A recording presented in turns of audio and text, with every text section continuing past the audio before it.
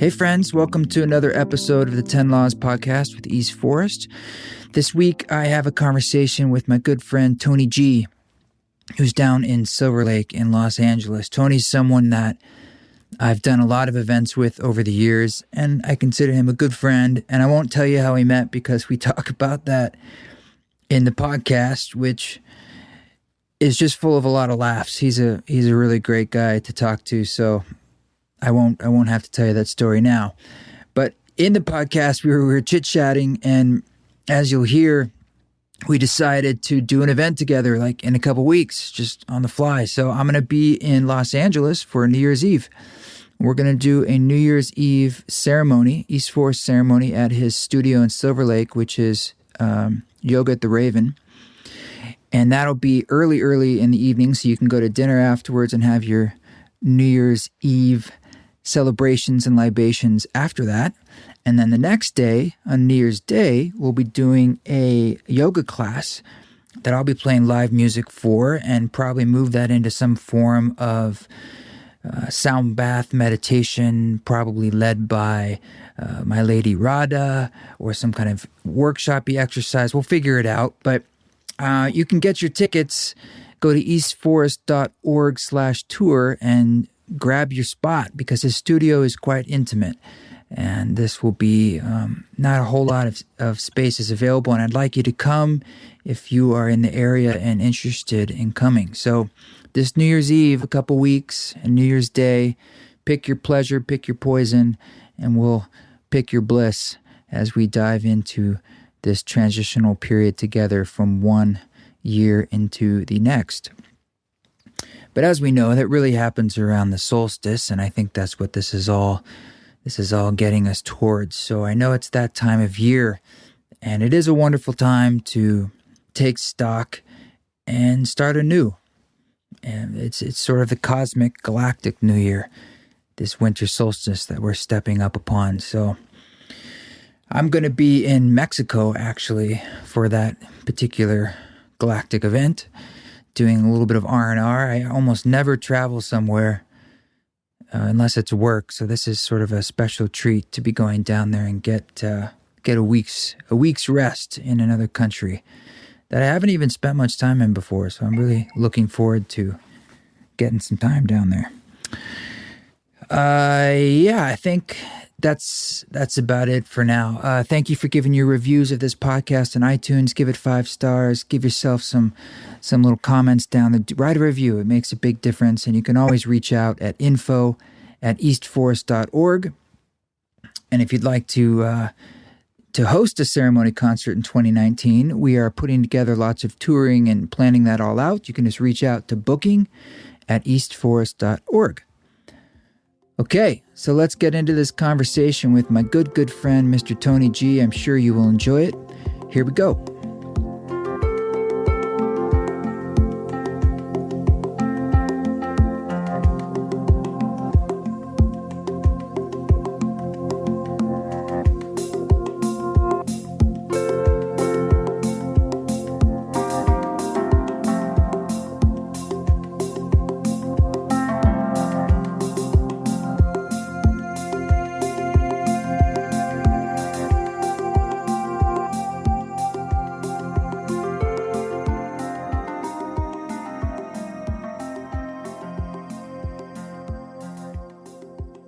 All right, Tony G, how are you?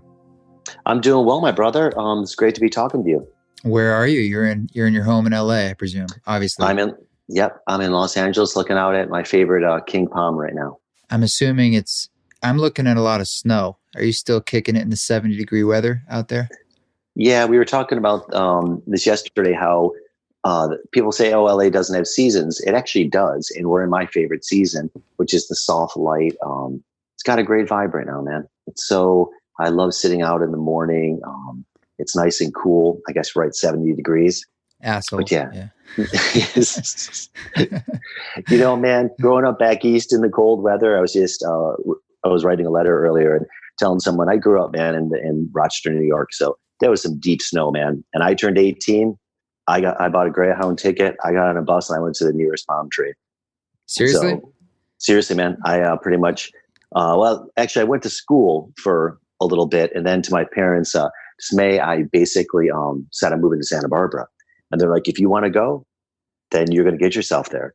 I ended up buying a Greyhound ticket and took it across country to Santa Barbara. Holy shit, a Greyhound from Dude, Rochester to Santa Barbara. 3 days, man. 3 days.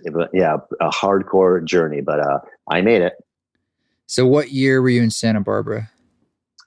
That was 1990, 88, I think 88 or 89. It's kind of a quieter town back then. I mean, it's a lot more crowded now. Yeah, it's, California and just in general, obviously has changed. A lot of places have so much in the last 30 years. And, but yeah, it was much more of a beach town. Yeah. Yeah. Yeah, man. Well, just the other day, I'm trying to remember why, but I was digging through a track off of the music from the Udaya thing. Right. And so normally in these podcasts at the end, I put a song or some kind of music. And I was like walking around today and I was like, oh, if Tony could pick a song, he'd probably want me to put on one of the, you have your own version of those recordings. You have the long, hour-long or something versions you claim that you prefer.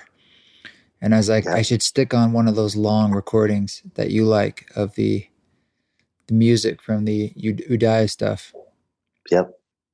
I think a lot of people be blown away that you did, when we did this program, we went to Europe to shoot it, and to think that you did, we actually shot 5 classes and you played straight through each class, no breaks.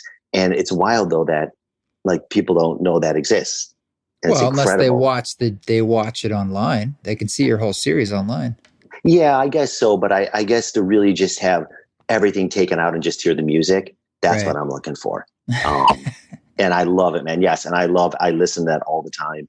And that Earth track is amazing. Earth. Yeah. Well, you're going to be psyched, man, because in the spring, I'm releasing a record that's called Music for Mushrooms, a soundtrack for the psychedelic practitioner. And it's 5 hours long. I've been the one saying that I think all your albums should be like 7 to like maybe even like 5-6 days long. Well, 5 hours is pretty long, man. I mean, even when I'm just trying to edit something in it and bounce, I can't even listen to the whole thing. Usually you just like listen to a track, or you're listening to your record to see how it all fits together. This is like a journey. I mean, literally, it's a beast just to like get through. Well, I've talked so many artists that listen to your music. I know a lot of people have turned on to it.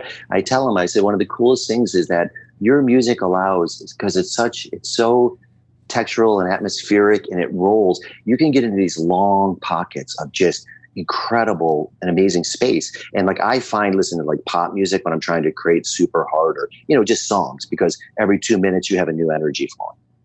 And so I've been a long supporter of you and the long tracks, man. So can you just tell that story again of how you first came into my music, and you didn't you like listen to it on your phone on your chest all night long or something, on you took some mushrooms or something, and like you'd never heard of anything, and then you emailed me and said I should come down, and I told the story yesterday. That's how we met. Yeah We were talking to somebody from Santa Cruz yesterday, and they were saying how much they loved your music, and I said we had worked together, and Maren said, tell them the story. And basically she was away. My wife travels a lot for work, or she did. Now we manage a yoga studio together, but before that, and she was away. I found your music and I started to get into it. And it literally, maybe I should start by saying this. I followed the Grateful Dead for many years.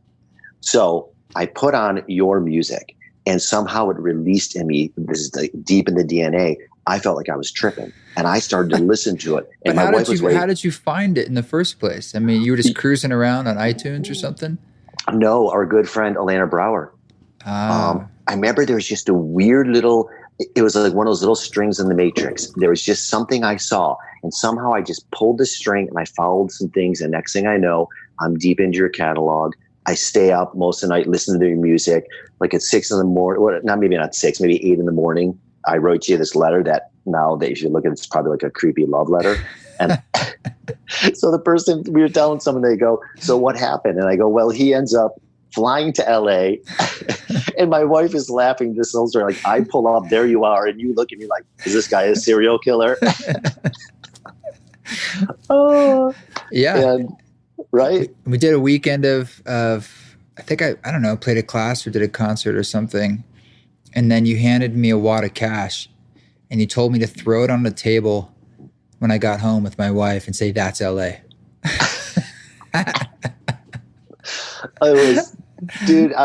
It was such a wild, the way the friendship happened. And then, obviously I've watched your whole thing just go in so many cool directions. And, I'm really happy for you, man, because you deserve it. And we were talking about Spotify the other day and somebody was saying like, it must be an artist that has some kind of, I don't know what the deal is. To go, yeah, Spotify can be weird. And I thought to myself how you've used it in this amazing way to get your music out.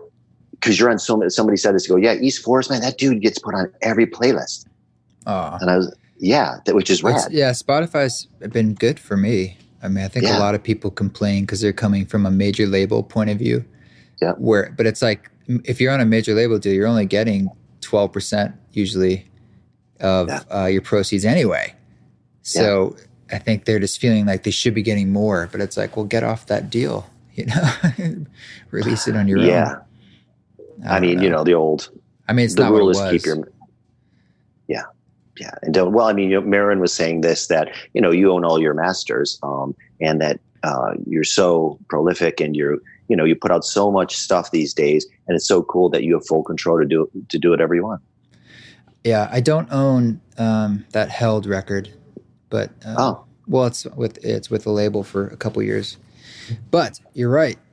Speaking of that, you own your studio, and there's some level of autonomy there. I know you were thinking of moving and stuff, but it sounds like you're going to be there for a few years in Silver Lake. Yeah, it's been one of those things. I've been here 15 years teaching, and I love the community. I love the studio. There's times I would like to do other things, but it just seems that my dharma at this point is to be teaching on the streets with the folks. Yeah. Are you going to, where are you at with festivals and stuff? Because I know both of us have kind of gone through a bit of a journey with our feelings on doing those at all. Are you still planning on doing anything? We're going to be a Tree Fort, right? But, I was just going to say, I'm doing a cool festival with this guy named East Forest.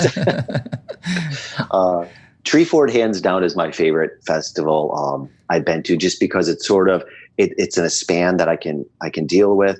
I love the way they have the diversity for music, comedy, and then stay in a hotel. Yeah, I was just going to thank you. I like hotels. But it's a changing. I think that, like I said, we've watched a lot change over the last 15 years. I know teaching, but the last 8 years since I've opened the Raven, the market, man. It changes now. Like every 6 months, you have to repivot. And the festival thing, it's just a lot of work to get out there. And I think earlier on it was cool. These days, it's a lot of work to go out for a few days. And I totally am with you. It's probably what's way more work than any other type of gig. And I wouldn't say that the impact is more, especially when there's so much going on at those things. Like sometimes I feel like when people are listening to music or something, they don't even know who they're listening to. They're just enjoying it, and then they go to the next thing. And I wonder with the yoga too, I know it does land with some people, because I ran into someone, where was I? It might've been in Denver. And they came up to me afterwards and they said, I was at your class with Tony G at the Eclipse Festival. Oh, wow. Yeah. So, and that's why they came to that show. I just walked into that class. It was awesome. And I've just been tracking it since, and here I am. So it does land with people, but no doubt it's hard on the body. It really is. The first time, I don't know if you remember this, we played at Lightning in a Bottle, and I love those guys. I love that festival. How could I forget, dude? The ice on your computer. Remember, it was like 90? It was well over 100 degrees in that tent, and everyone's computers were failing from being overheated, even like the sound people. And I needed my computer to play, so we got a bag of ice and put like a I don't know, like a garbage bag on top of that. And then I put my computer on the bag of ice. That was ridiculous. Yep. And you know what's really funny about that? That first one, that there were the whole front row, if you remember, people had pillows and were laying down. And all these people were on mushrooms, they later on told me. Oh, and really? A bunch of these kids were on mushrooms and then ended up loving your music, the way that I taught, and ended up coming back to LA, and they took my teacher training. Oh, that's so cool. Yeah, and they were blasted on mushrooms, and they had pillows, and I like never taught to people on pillow, like just sleeping or like sorry, tripping. So I was like, Nidra yoga, yeah. Yeah, I was like, have at it, man. A little dream yoga. That's been an issue for me. I'm doing the ceremony concerts, and there's always one person who just flat out starts snoring and falls asleep. Like they're just doing their own thing. And I'm like, I even say like, somebody wake that person up, and they wake them up, and then 5 minutes later,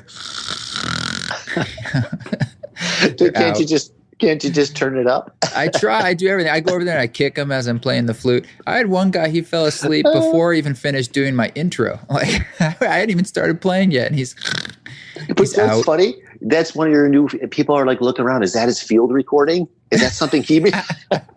You just put it in there now. Oh my God. Yeah. Those have been going pretty well, huh? Yeah, super good. It's just something I keep thinking about and developing, and I have all these interesting ideas. Like just recently I was thinking about how to incorporate story and narrative and like elements of myth, and like adding in almost like a through line of narrative somehow. And I haven't cracked the code on what that is, but beyond the fact that I could collaborate with just about anybody to do even cooler things, like with lighting or artistic design of the space or directors or dancers or performers, it could be like, I would like it to be something that you could do. Think about like if I did it in Vegas, if it was the biggest culmination. The biggest culmination would be Madison Square Garden in the round. That'd be a week-long residency, and you're just like, taking people deep into their hearts, into their minds, their lives. And it's like, it's mainstream, but it's new. And then it can run in Vegas where the Midwest people are coming, and every night they can go there and just be like, what the hell was that? Why am I thinking about my past and my ancestors? Oh my God. Well, it's wild. We were talking about you a lot the last couple of weeks. Just, I actually think you've set yourself up in a way now where you've done so many different things that's not seriously like that's a reality for you. It's hard to, that's what makes your music so interesting and your whole thing. It's hard to put you in any one category now. You're sort of doing your thing. I'm excited to just do whatever excites me. I mean, that's amazing. Whatever collaboration or anything. Yeah. Yeah. What are you excited about? What do you want to be doing or collaborating? Or are you excited about your teacher trainings? I loved it. One of the things I find interesting, there's so few teachers anymore that are still on the ground teaching in public studios that have done it for long periods of time. Yeah. Elena Brower, I've always, I really love her and honor her because she always kept a toe in the local pool. And with the changing market, man, you got to be steady. You got to be like a turtle. And I'm excited about being able to, doing it this long, sharing with people. And I feel like I've been calling myself, I'm more like a young elder. A lot of these new folks coming up, man, they're in it 2 years and they're fried out. I'm like, dude, if you want to have a career, man, you better pace yourself. Yeah, well, we're all two grumpy old men. It's like, you know how to do it. It's like, yeah, you got to sleep. You got to get your sleep. You got to have your coffee. You got to get the timing right. Yeah, absolutely. I turned 50 this year. So I guess what does excite me though is me and my wife and I, last year, she left her job at 20 years and she worked at Whole Foods, and, she worked really hard for a lot of years, and she took over starting Imagine Studio. And during that time, we got to wake up every day together. We got into walking, like we just walk every single day. Oh, that's awesome. Yeah, man. And then we basically got into, I took some cool courses with the Flow Genome Project. I don't know if you know those cats, Jason Silva. I know it's like Jason Silva. Yeah, it's all the folks into the flow state, and a lot of but you're looking a lot of business people too, and we got into microdosing, and that was a really cool.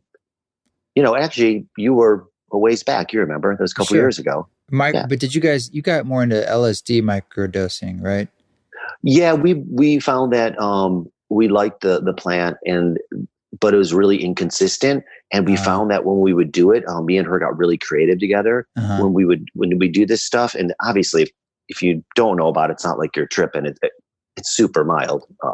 Yeah. And at any rate, we found that we got really agitated with each other on mushrooms. We've been together 25 years. We're trying to go, trying to make it to like 26. And we were like, this isn't going to work. We found that the old school Back to the Deadhead, some good old classic LSD variations were much more to our liking. Last winter, I tried microdosing and with LSD, and it was every fourth day I took in a tincture. It was, it's interesting. Like some days I felt like I could actually feel like an energy in me. Some days not, but I felt like it helped me get out of a certain depressive hole. I can't say what did it, but I do feel like it helped. I really do. And it was like, toxicity is nothing. And like, it felt like it was such a little thing. It was almost homeopathic. But I'd rather do that than a pharmaceutical or, some things that are actually quite difficult to handle physically. Yeah. When I read about it first, I was reading about it. What got me into it was more through a lot of what's his name? A lot of big business people. And they were talking about how they used it. Silicon Valley, a lot of those folks there did. And when they would get stuck on things, I love this idea. They would have projects, and when they couldn't go any further, they would do that. And they called it lateral thinking. And I thought that was so rad that they were able to, it made them pause and be able to like move along this great field and see the different possibilities. And I got to say for myself, going to art school and all that, my wife and I had like a creative period literally of 3 to 4 months, and we wrote these manuals. I mean, it was insane. We've never been more focused. We worked together and we created this amazing amount of output of cool stuff that we're still using. Yeah.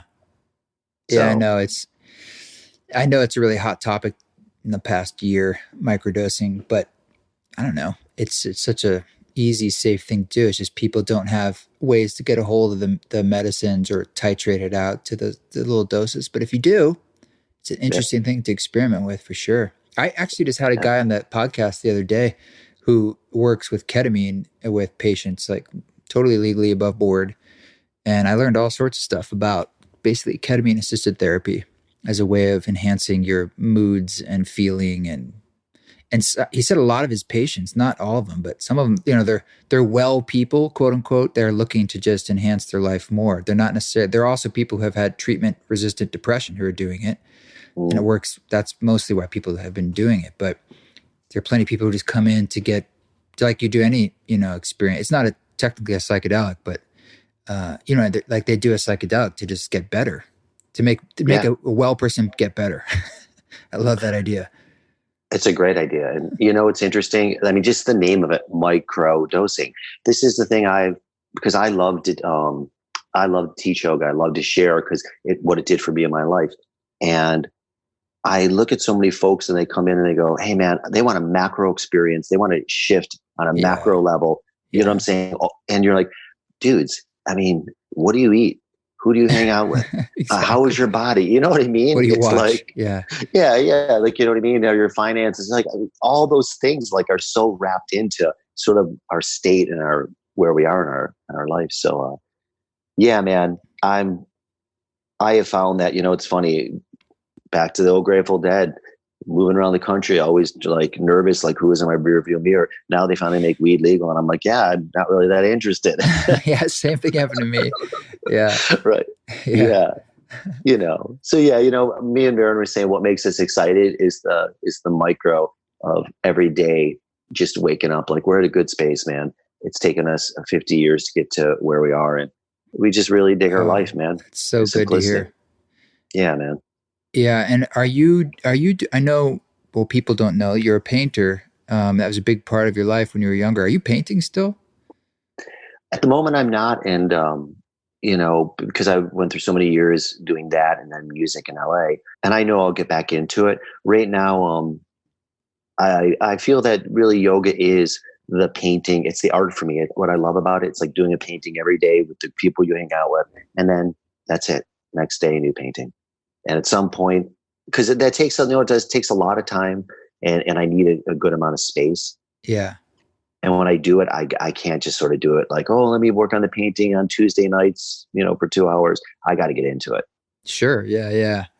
And music, were you managing at Largo in LA, or were you just working there, or what were you doing there?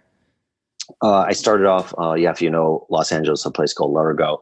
Blessed to, it was an amazing time when like people, Amy Mann, Elliott Smith, that era, were playing there. I mean, when Jack Black was just like, just starting out.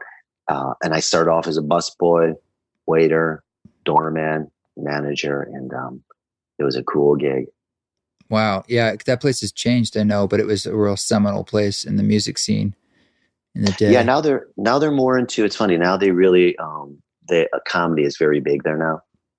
Comedy's big everywhere, yeah. But it gave me a deep appreciation for music. And if you ever have been there, you've heard about it. It was so focused on the artist, and no cell phones. And the guy who owned it, Flanny, he still owns it, such a great guy. But he really was like, the artist was the heart.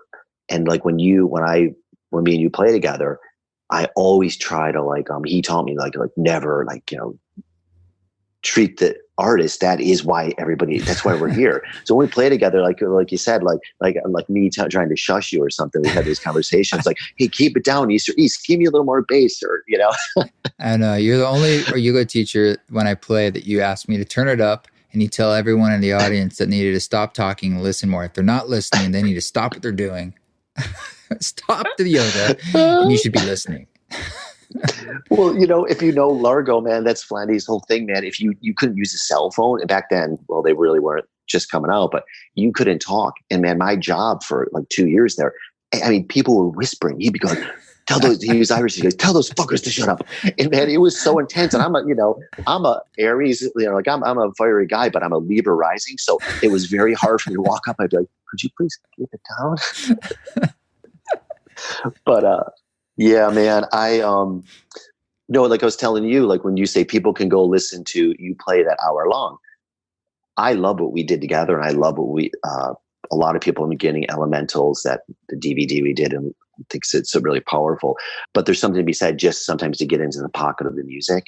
And because I was teaching, it was basically a yoga program. I couldn't just be like, all right, I'm not going to say anything. We'll just let East music move through you, and it has the whole story embedded in it. It would be cool to do a class with people who know what they're doing, and they just follow you, and that there is no talking. It's just music, and you're on a stage, and you're just doing the sequence just by moving it.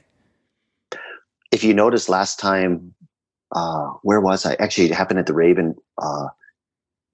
These two folks came out, S.E. Jane, who knows Elena. They came out, and they play really even mellower than you guys, and than you.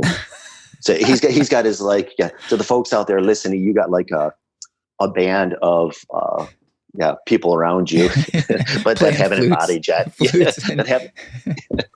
Cool chimes.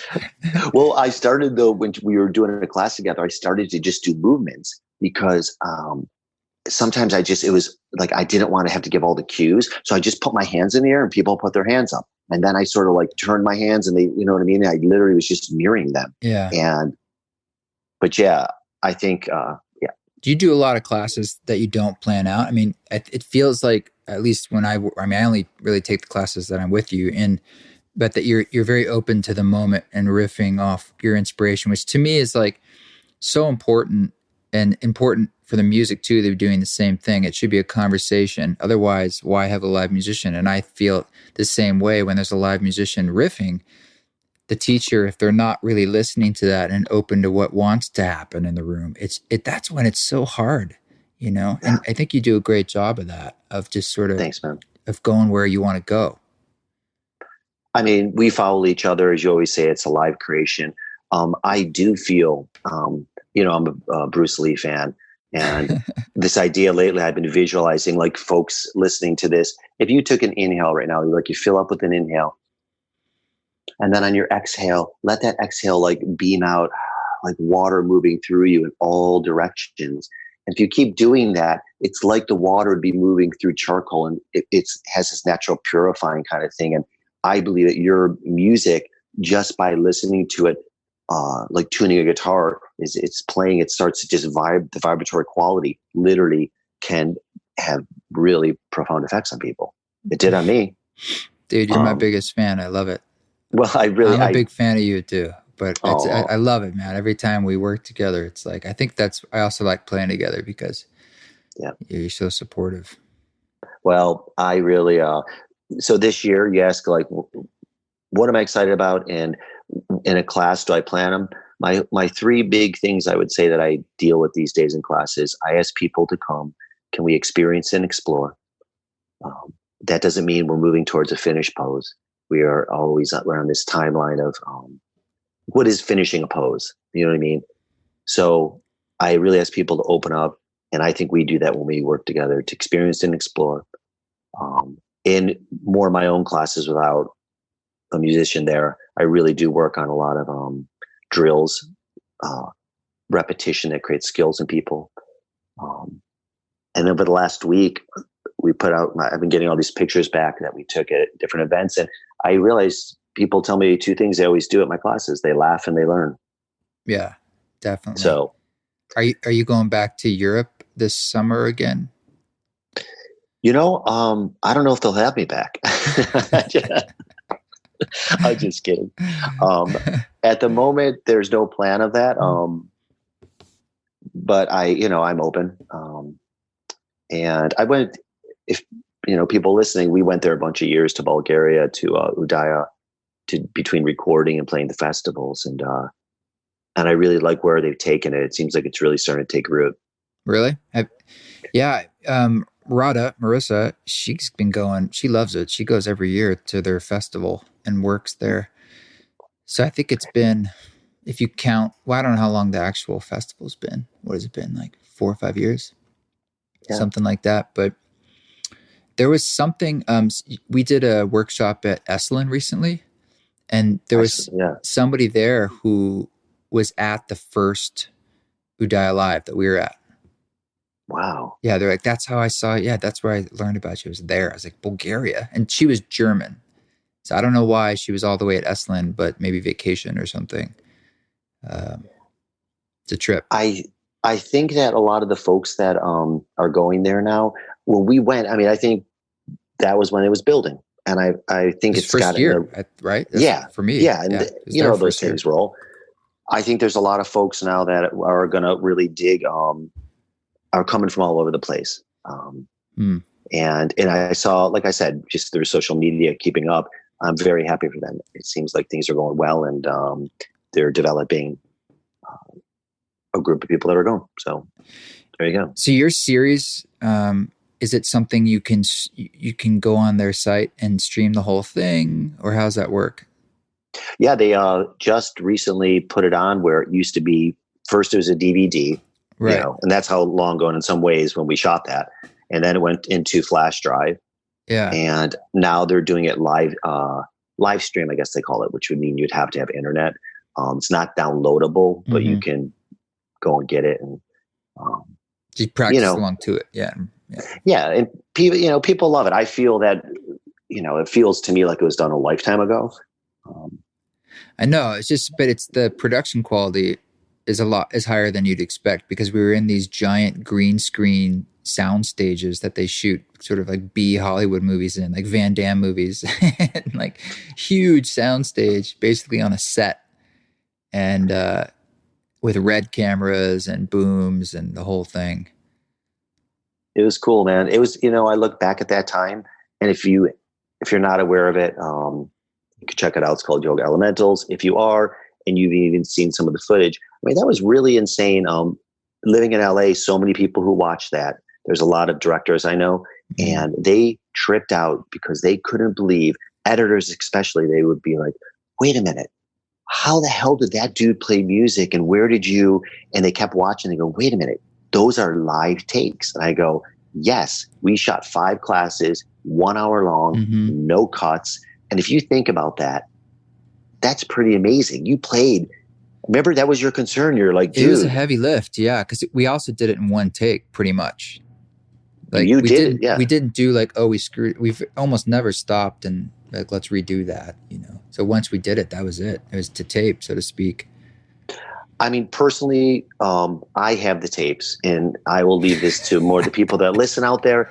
I would, at some point, really think a petition may be needed to loosen his little fingers onto the locks of those tapes and release the whole. I don't know if I have them, to be honest. I think you're the only one who has them. I don't know if I have you did give it to me at some point. And I remember one of the concerns I had is you can hear like sort of talking in the background, but it's not very clear. So it's sort of, I thought, I just like, well, that doesn't work, you know, because, and of course, maybe for you just tune that out. But I think that might've been my initial thought. You know what? Or maybe it was something like the stereo field was screwed up. Like it was mono or something. There was something about it that I was like, oh, that's a problem. It was the voice, I think. And you know what? I think for you, it would be a problem. And for any artist that is looking to have their stuff put out, I think for anybody who's a lover, I mean, I followed the Grateful Dead. They had people record their live shows, and you know what some of those tapes sound like. Yeah. The voice is so, if it's there, I wouldn't hear it. And if you hear it, then you're just naturally microdosing. So good for you. Well, like you said, it was a long time ago at this point. It just feels like old work for me, but who knows? I haven't even listened to it. You know what I think is cool? I would, if you get a chance and you could go listen, like, on YouTube, watch a little piece. To think that you put that together, it's a string you really never stopped through the classes. It's amazing. And I don't know, man, they're records unto themselves. I mean, you started off, I said, can you do pads? You created the pads, moved into these atmospheric sections. And then that became, and you even created space to do some of which are now classic Choose Goods and your classic tunes, man. Well, you picked those. I think because I think every now and then we'd have like a song, or something come in. I mean, I love those things. And it's so funny because I've been listening to them. I mean, played you. I have someone else came to a show who's one of your students. I don't remember what his name was. I was at Estlin, I think. And he said, yeah, I'm a student of Tony's and I hear your music every single class. Like, I hear your music all the time because Tony plays it every time.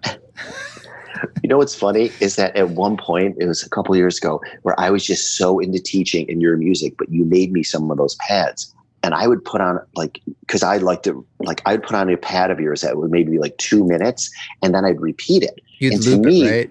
Yeah, I'd loop it. And you know what's so funny? I mean, I'm an old school tripper, so I'd be there, and sometimes during the class, I'd be like, can you guys feel the pulsation of the music? And then I'd be like, oh man, that got so chill. And my wife's like, dude, it's the same fucking loop.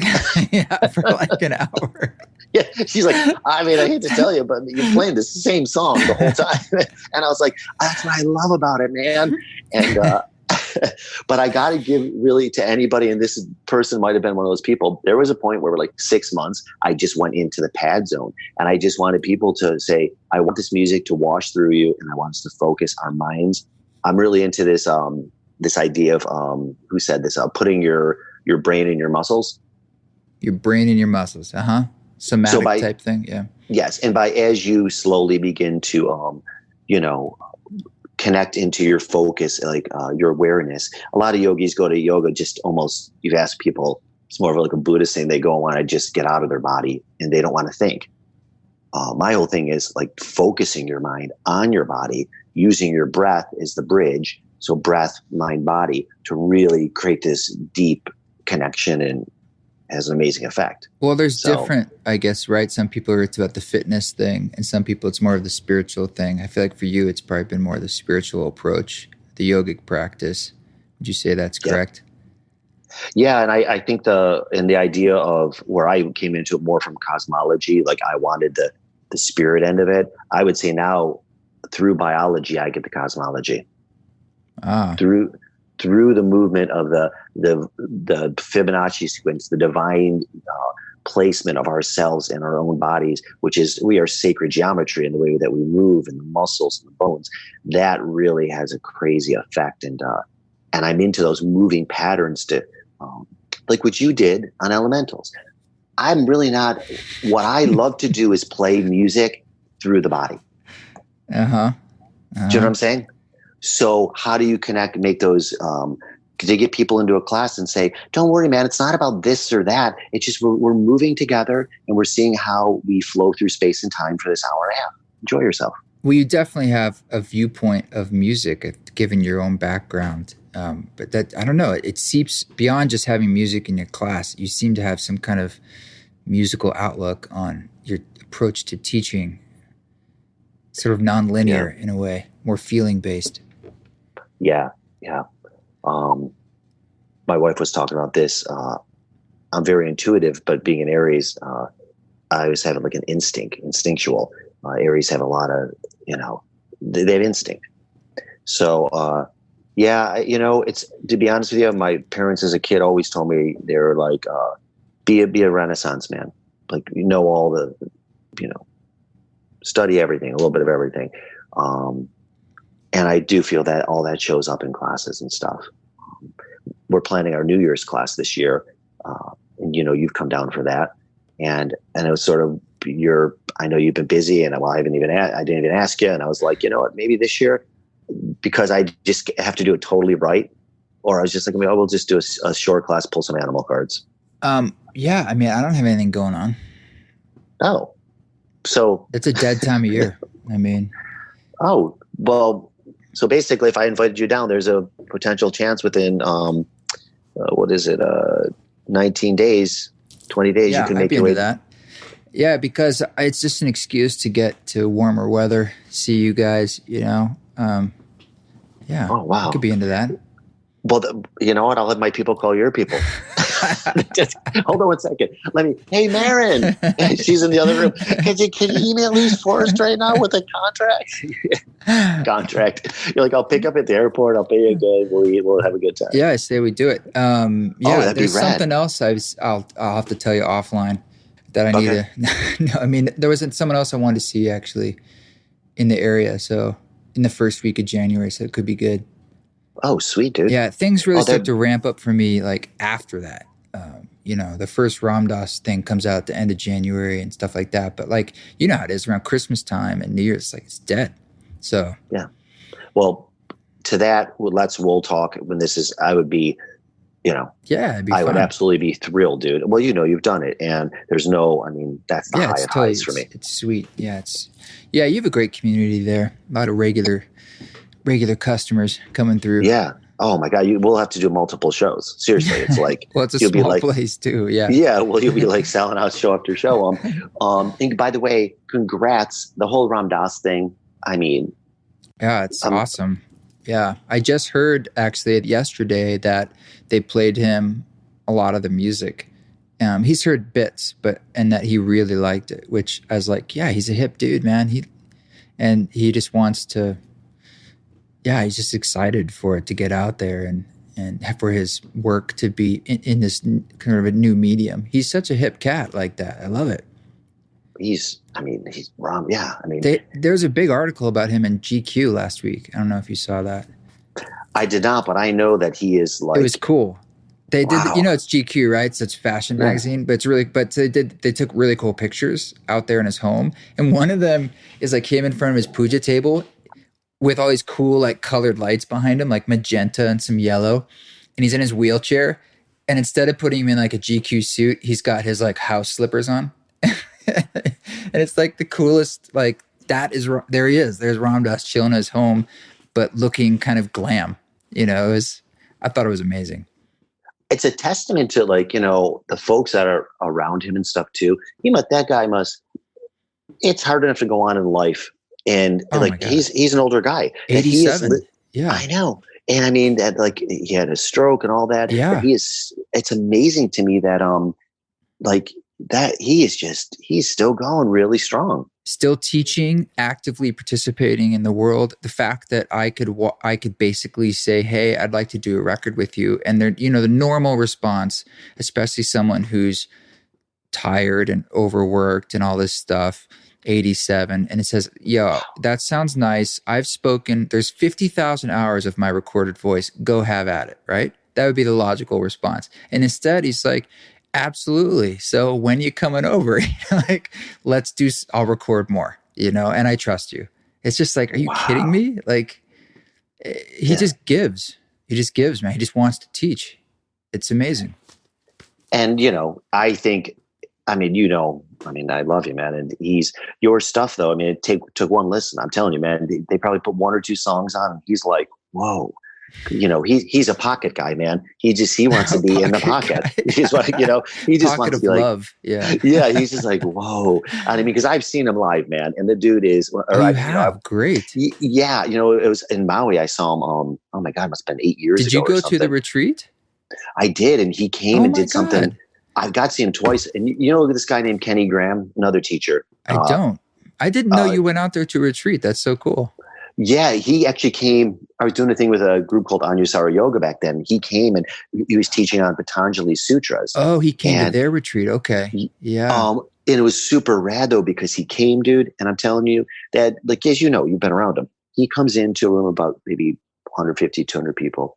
And at the time he was in a chair and they bring him down the center. But man, he came by and his essence was so sweet that like, I just literally started to tear up, and then he spoke, and yeah, he was mind blowing. Yeah, he's done a lot of good work on himself, where he's now just in a place of love, and he exudes this really beautiful love to people, and that's what you're picking up on. And I think he's showing you too as a mirror, sort of like you can be this too, like right now, and it's just unconditional love that he received himself from the Maharaji. And there's a track on the album called A Miracle where he recounts the story of when he met the Maharaji, Neem Karoli Baba.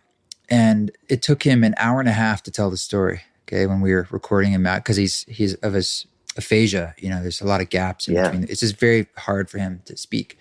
The track is 6.5 minutes, the story. And it took an hour and a half. And essentially tells the story of a miracle where Maharaji read his mind, and he walked up, and when he met Maharaji, he thought, this is a cult. I want nothing to do with this. And instantly the guy, Maharaji, just breaks him wide open by like just blowing his mind. But it's like, you think you know everything. How about this? I'm going to read your mind, essentially. And he said in that moment, he said, wow, that alone blew me open. And then he realized, wow, this guy knows everything I'm thinking, including the stuff I want no one to know. And then he said, and then I looked at the guy, and he was looking at me with unconditional love, even though he knew all my crap. And I'd never been unconditionally loved before. And in that moment, I then loved everyone. And then my life just became love, love, love, love, love, love. And it's a beautiful story. It's a beautiful story. Yeah. So I just saw in another article that he is like the hottest thing right now. But you know what I mean? He's really big right now. The kids love him, man. Well, and I think it's needed. It's because Absolutely. For a time, it's his message is more universal, and it's about bringing things together as opposed to pushing things apart. It's not about us versus them. It's just about us. And what's funny is his early, and why you have to read his books and just can't think he's Ram Dass, because his dad was hilarious, man. Like if you ever read all his, because I loved his stuff, so I read all the books. But the way is like he came from like most of us, a classic family, like exactly. In his Yeah, he's like anybody. Yeah. I mean, he was a smart guy, obviously, but I mean, yeah, it's like what he's become is from his own choice and work, in a sense, and that's what's so great about it. I mean, I'm so happy for you. And I think that it was the perfect match because, remember I was saying like your career choices, I think it's interesting just that you keep doing all this stuff. And it's like, you just keep like, you're like an octopus, man. You start off with this one and you see more tentacles are growing and you know what I'm saying? And it was like back to the Spotify thing. It's this thing where you just keep overlapping. And the coolest thing about, Marin was saying about you is you're so prolific that you have, if somebody gets into you, which is so rad, you have so many different layers and vibes. I went to a class the other day. This dude, he's probably going to listen to this. So he plays like he loves Prana. He loves that record. When you start looking at all, like certain people have periods of you that they listen to. I listen to all this shit. Prana. Yeah. That was recorded in 2012 on the winter solstice, which obviously for a lot of people was like, what's going to happen?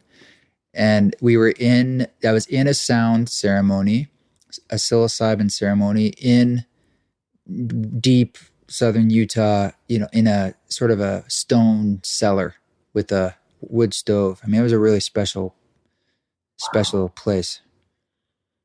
Wow, 2012.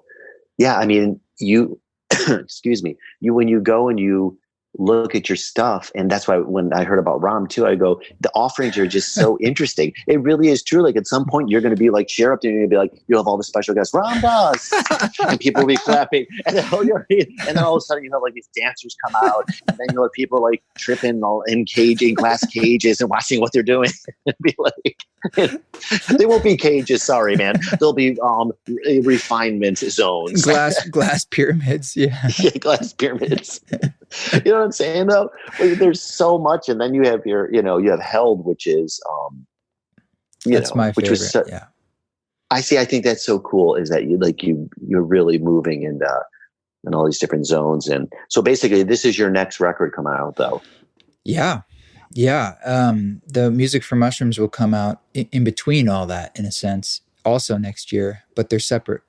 Well, they're like sister records, because Ram Dass is the grandfather of the psychedelic movement in my mind. Yeah, him and absolutely. Timothy Leary. So it actually it's sort of a conversation, and he's the call, and then the response is I'm saying, well, hey, here's a modern tool that could be used to work with this emerging movement in medicine. It could be used, I would hope, with the John Hopkins studies, the NYU studies. I would hope they would use it, and then obviously individuals. It's just, I just want all this stuff, like anything you do, anything you digitize and you put out there on the internet, it then has a life that is beyond you. And we're just putting these things out there, and we say, go to it, world, go to it, universe, and things just start to do what they need to do. And it's beyond me. My job is just to do the creation, and for like any human, our job is to discipline, to create things, and then what happens with it is God's will. And that's what I love, all those stories. Even like I told you, people coming to me saying they were in a class you took that I was playing music for, and we were working together, and now here they are doing this other thing. And I'm just like, that's so cool. It's just like all these little bits of connection that continue out in the world, and we're all this web of connection. I think that I love that. And I think that one of the things we both groove on is this: we're linear circular people. People that don't know you, I know, I've watched you over the years, that you are what I call turtle energy. You're just really into the detail and all this on a linear timeline. It's called Monday, Tuesday, Wednesday, Thursday. Patch those together. You're 8 years into your down the road, and now you have look at this catalog of stuff. But with that said, when we do a class together, I love to be the linear line, so you can be circular and take people out of this, what we consider you know what I'm talking about? Yeah, and music is good at that, I suppose, right? It is very non-linear, or in some ways, yeah. It's I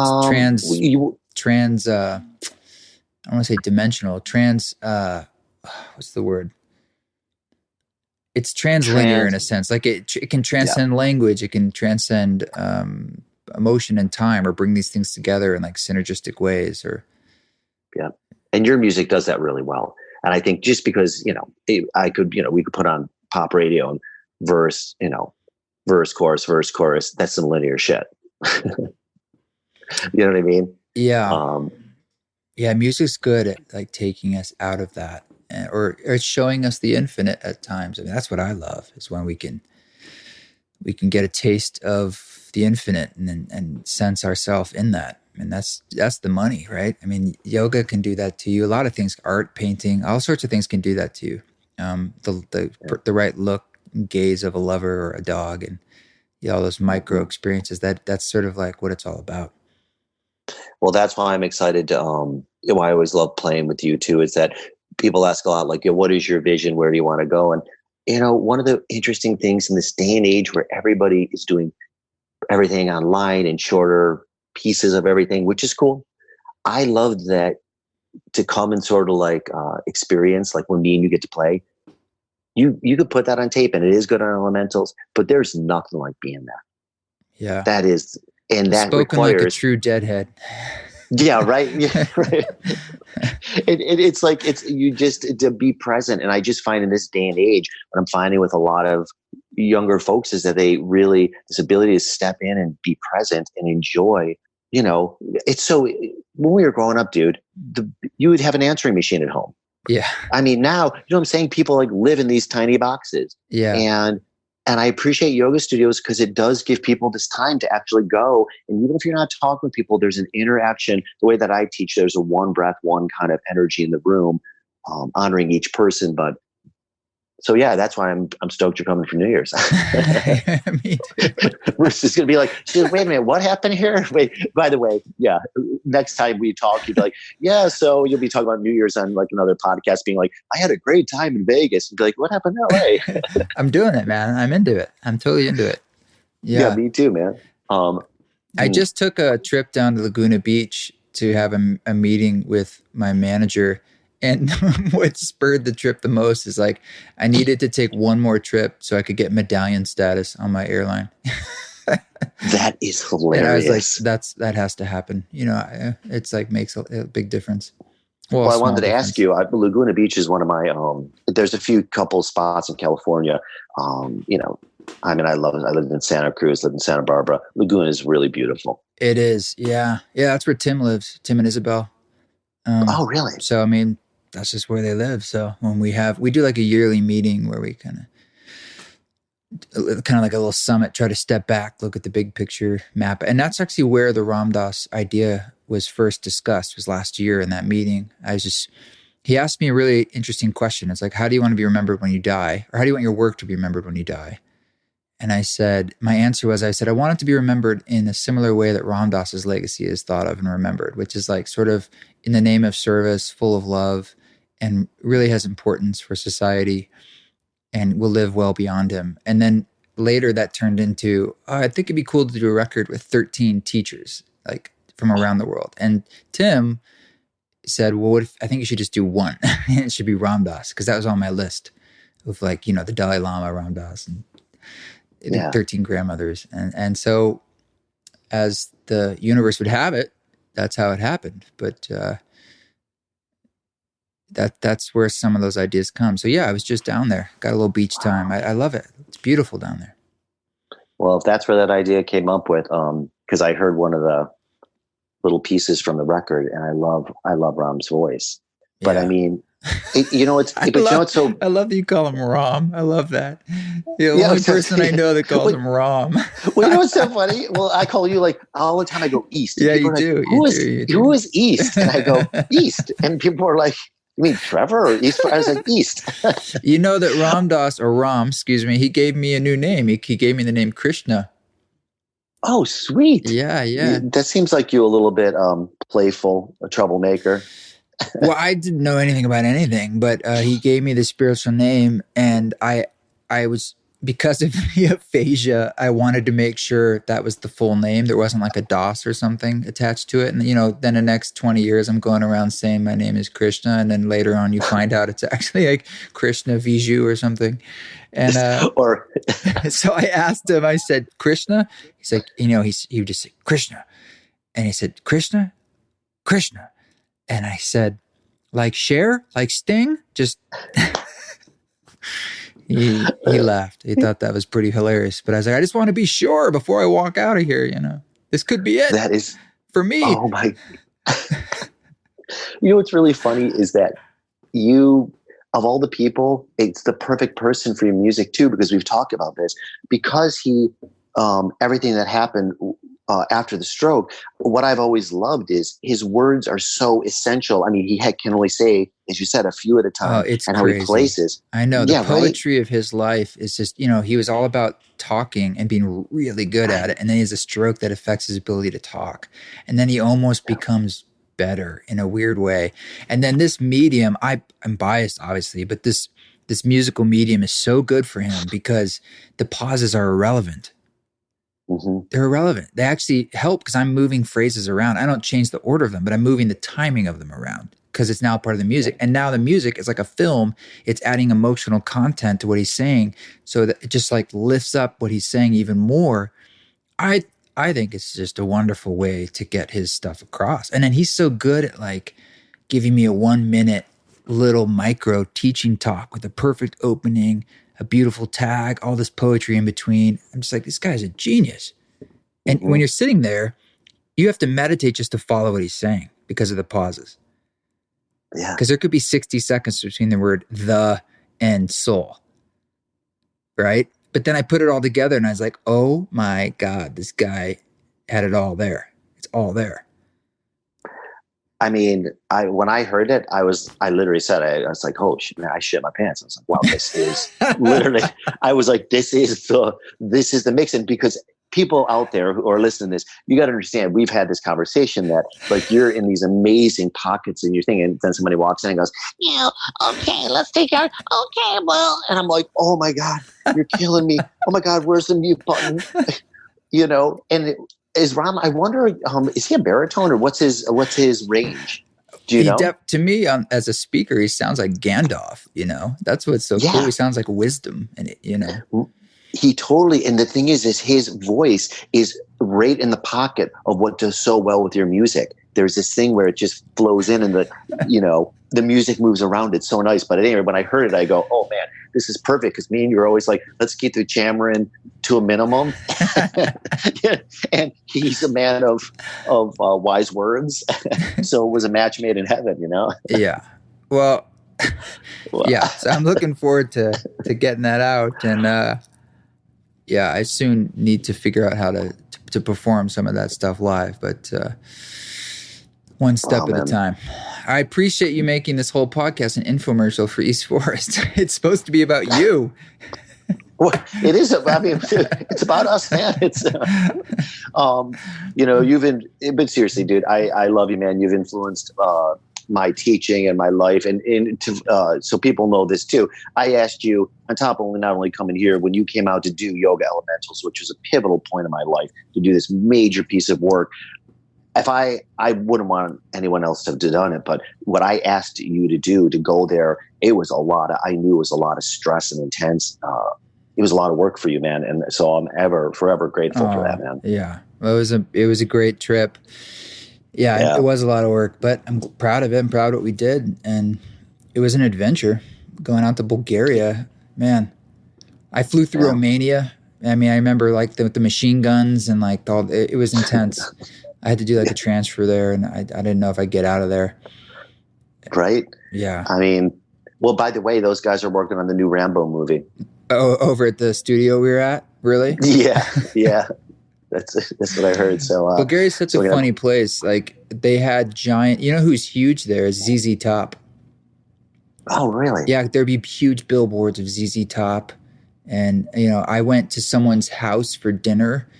This is in New York, but they are Bulgarian, and like above us, while we were eating dinner, was a flat screen TV playing a ZZ Top live concert as our entertainment while we would eat and talk. And I was like, this is such an odd thing to be playing while we're having dinner.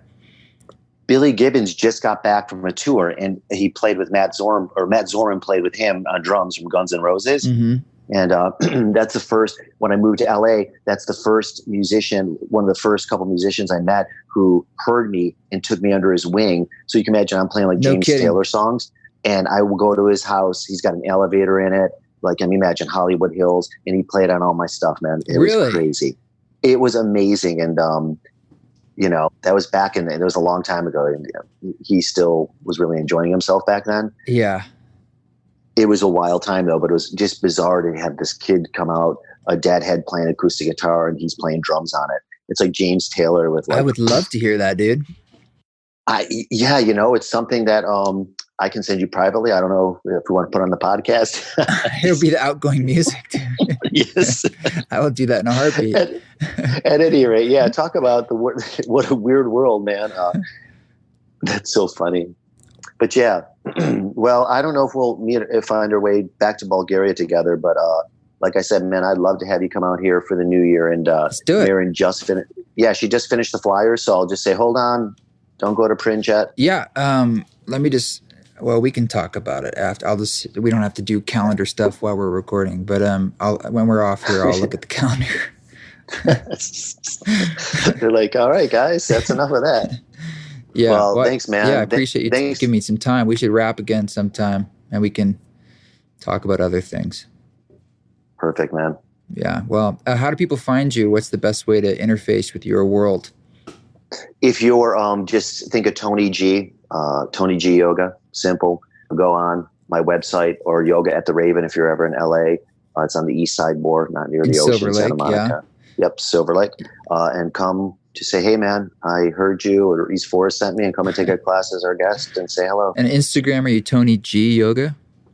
Tony G Yoga, yes. Cool.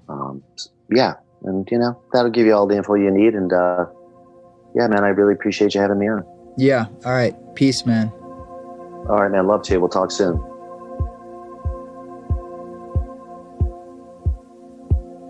All right. So hope to see you if you're in LA. Come join us. We're going to be there New Year's Eve, New Year's Day, eastforest.org/tour.